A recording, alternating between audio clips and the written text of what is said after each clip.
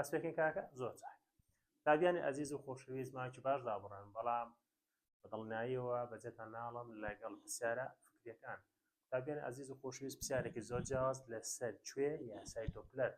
پرسیارەکە دەڵێت ئۆتۆمبیلێکی پۆلیس بە خێرایی 24 مەتر بەسەر سێکان دەڕوات، دەنگێک بە لەرەلەری 1000 هێرتز لێ دەدات. ئەوە ئێفی چییە؟ ئێفی سەرچاوەیە.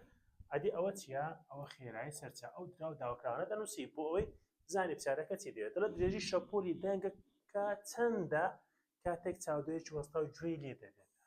پرسیارەکە ئەو فکرەکەیەتی درێژی شەپۆلی گوێگری دەوێت. باشە؟ درێژی شەپۆلی کوێ؟ گوێگر. باش.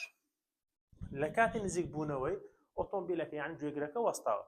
ئەمە وەکو دراوەکان چمانەیە؟ خێرایی سەرچاوەمان هەیە. خێرایی سەرچاوەکەمان چەندە؟ 24 مەتر بەسەر سێکەندا و موجەبیش چونکە لەبەرەوە نزیک دەبێتەوە. و لەرەلەری سەرچاوەشمان هەیە چەندە؟ 1000 هێرتزە. ئاشچاوەکەم دەی ئاگا لەم بێ ئەگە بۆ تات و دوایانەڵی رادیۆیە.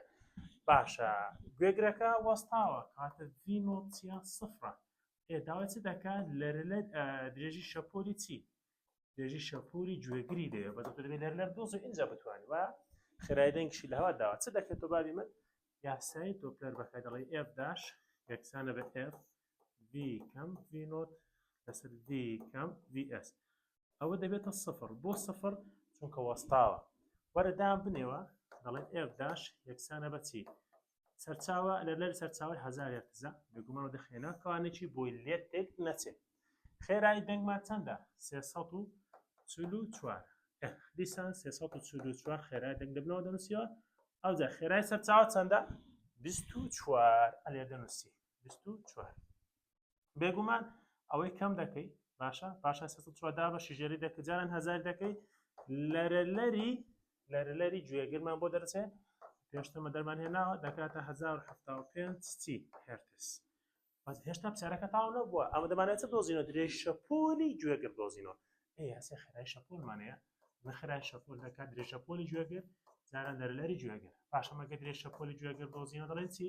دەڵێن خێرایی دابەشی لەرەلەری گوێگر. باش. خێرایەکەمان چەندە کاکە؟ خێرایەکەمان ئەمە ئاگادار بە لەرەلەرەکەمان دیتەوە 1075. ئەوە 1075.